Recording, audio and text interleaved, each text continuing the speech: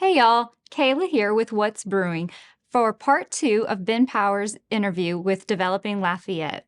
But before we get started, let's go ahead and roll that beautiful B-roll.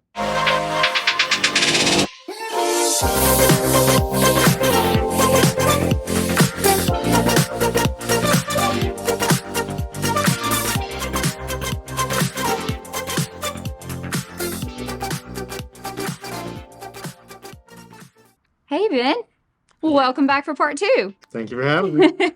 So part 1, we kind of touched base on how Developing Lafayette came to be and how the growth of the Facebook page.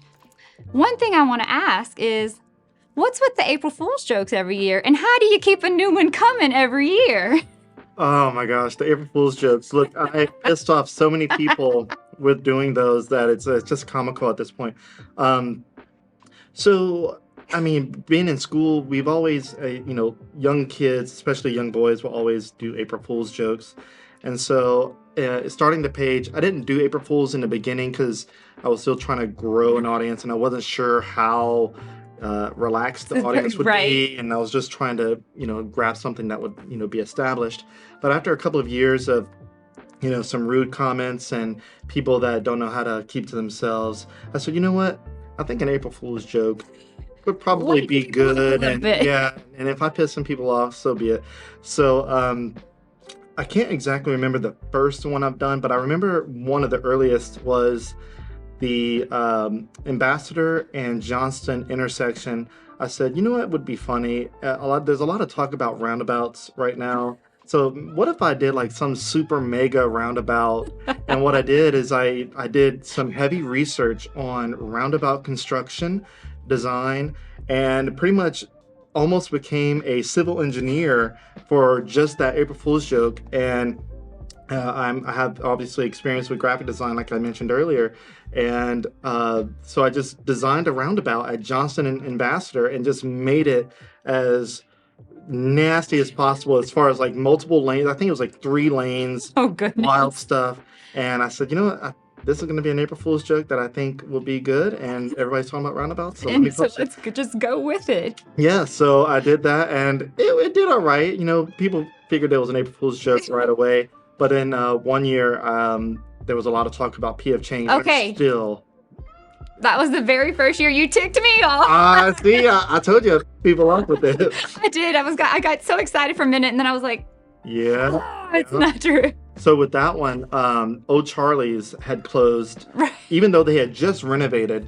And so a lot of people were thinking, oh yeah, this is going to become, the P of change. This is probably what's going to be P of change. So I said, you know what? It's not going to be P of change, but what would be good is if I fooled everybody on April 1st to make them think that it was P of change, because the group, the entire community, had pretty much collectively convinced themselves that it was going to be P of change. So I said, you know what?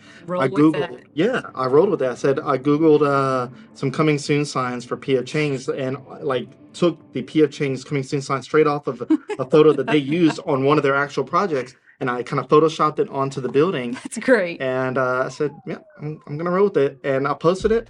And within less than 10 minutes, I had almost 1,000 different reactions. Oh, that one went crazy. I was there. That one went viral that day. That one definitely did. That was a good one. Yeah. And let me tell you, everybody. You've certainly taken the April Fool jokes every year to a higher level and a higher level.